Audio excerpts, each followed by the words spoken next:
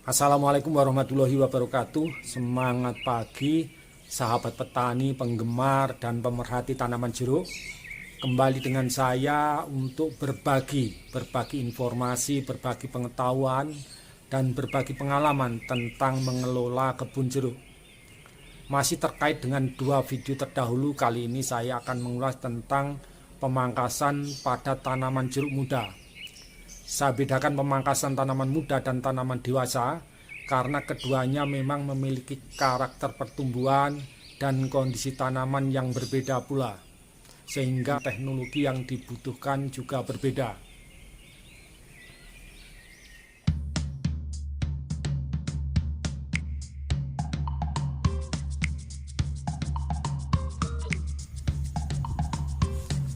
Tanaman muda pertumbuhan vegetatifnya lebih cepat, dengan ruas cabang atau ranting lebih panjang, serta arah pertumbuhannya cenderung meninggi karena sudut percabangannya sempit.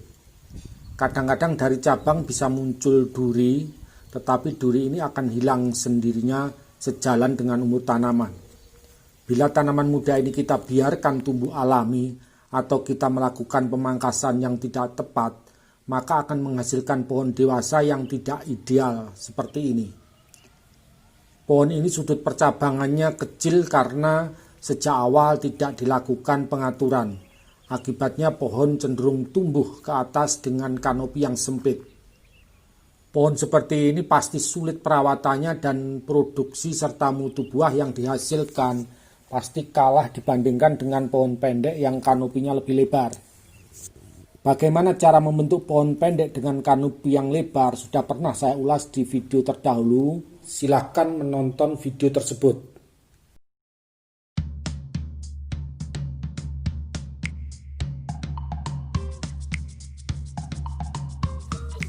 Perlu dipahami bahwa tujuan utama pemangkasan pada tanaman muda adalah membentuk percabangan yang kuat dan seimbang supaya dihasilkan pohon dewasa yang ideal.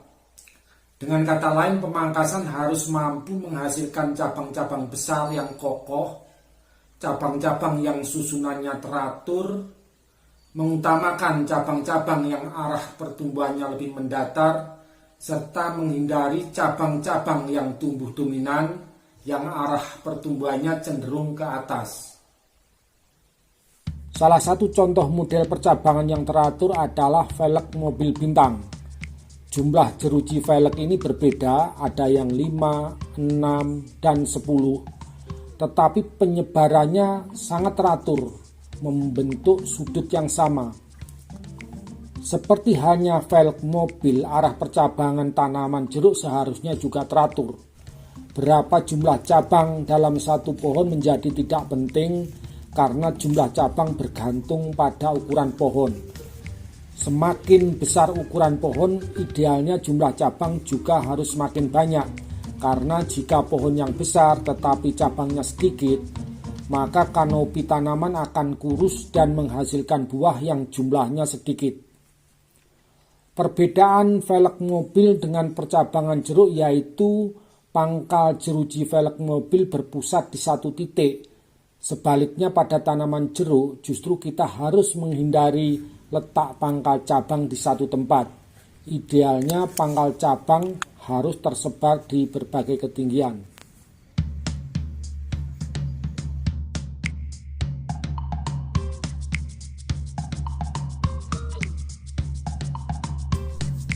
Waktu pemangkasan paling tepat adalah akhir musim kemarau ketika tanaman berumur sekitar 1 tahun. Jadi setelah tanam, jangan tergesa-gesa melakukan pemangkasan, kecuali untuk menghilangkan tunas pada batang bawah. Biarkan tumbuh cabang dan daun sebanyak mungkin supaya tanaman cepat besar. Jika dipangkas sebelum waktunya atau terlalu banyak bagian yang dipangkas, maka tanaman akan menjadi kurus, batang dan cabangnya menjadi kecil. Kenapa demikian? Hal ini terjadi karena berkurangnya jumlah daun akibat pemangkasan diikuti oleh penurunan karbohidrat atau makanan yang dihasilkan melalui fotosintesis.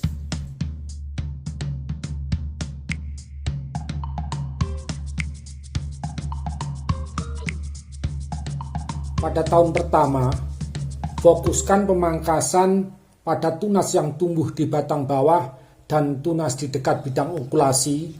Selanjutnya, pada tahun kedua mulai dilakukan seleksi cabang utama. Secara umum, bagian tanaman yang perlu dipangkas pada tanaman muda antara lain: 1. Tunas atau batang bawah dan tunas di ketinggian kurang dari 40 cm dari permukaan tanah. 2. Tunas yang muncul dari satu tempat atau tumbuh di ketinggian yang sama. 3. Tunas yang posisinya sejajar atau segaris. 4. Cabang yang tumbuhnya dominan, biasanya arahnya tegak ke atas. 5. Bagian tanaman yang kering, terserang oleh penyakit atau hama yang berat. 6. Cabang yang bersilangan atau arah pertumbuhannya masuk ke dalam kanopi.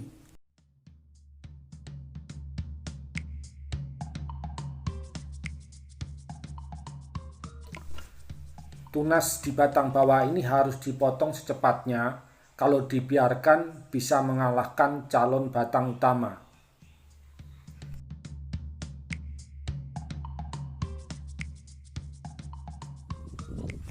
Tunas yang tumbuh pada bidang okulasi kalau dibiarkan akan merusak struktur percabangan dan pohon menjadi terlalu pendek.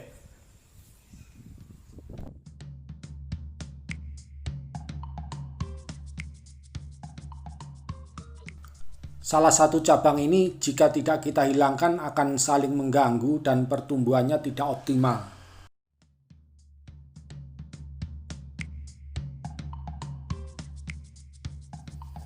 Dua percabangan ini posisinya sejajar.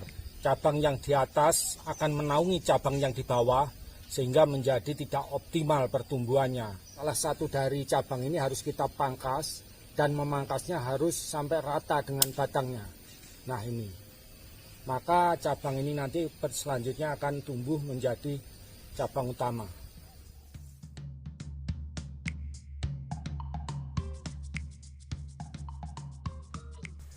Tunas dominan kalau kita biarkan bisa menghasilkan pohon seperti ini. Sebetulnya bisa kita hindari apabila sejak awal kita lakukan pemotongan pada ujung tunas yang dominan. Nah, kondisi tanaman ini antara tinggi dan lebar kanopinya sangat tidak ideal. Perbaikan tanaman ini bisa kita lakukan dengan pemotongan pada batang utama dan beberapa cabang yang dominan supaya pertumbuhan ke atasnya menjadi terhambat dan pertumbuhan ke sampingnya menjadi lebih baik.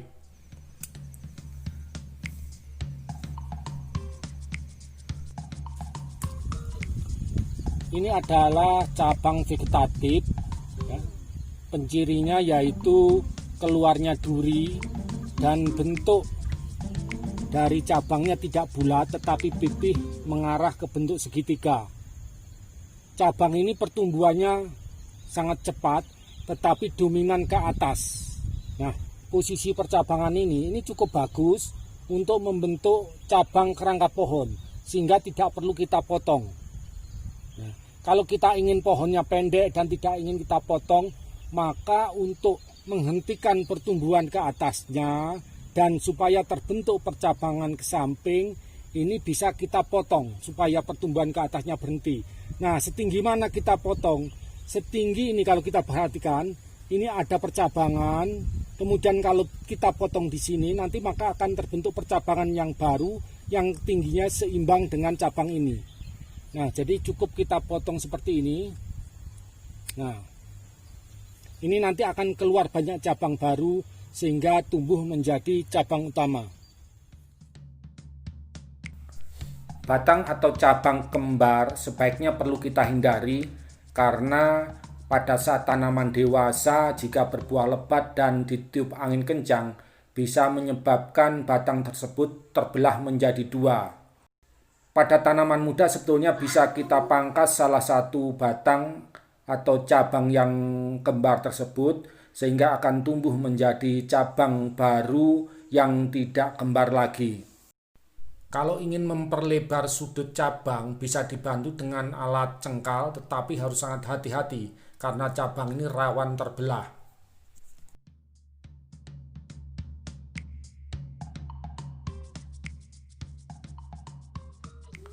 Cabang yang mengarah ke dalam kanopi maupun yang tegak lurus dominan ke atas sebetulnya tidak produktif.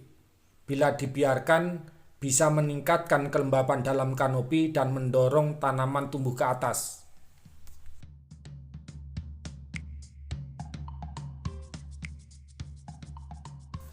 Cabang bersilangan pada saat angin kencang bisa menyebabkan luka akibat gesekan.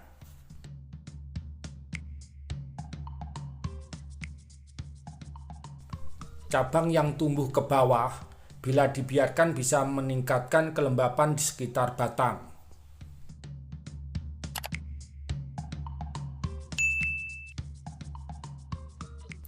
Cabang atau ranting kering yang disebabkan oleh penyakit, bila tidak dipotong bisa menular ke bagian tanaman yang sehat.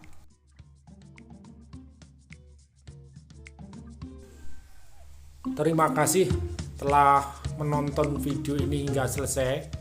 Semoga keluarga selalu sehat, tetap semangat dan salam sukses. Jangan lupa subscribe.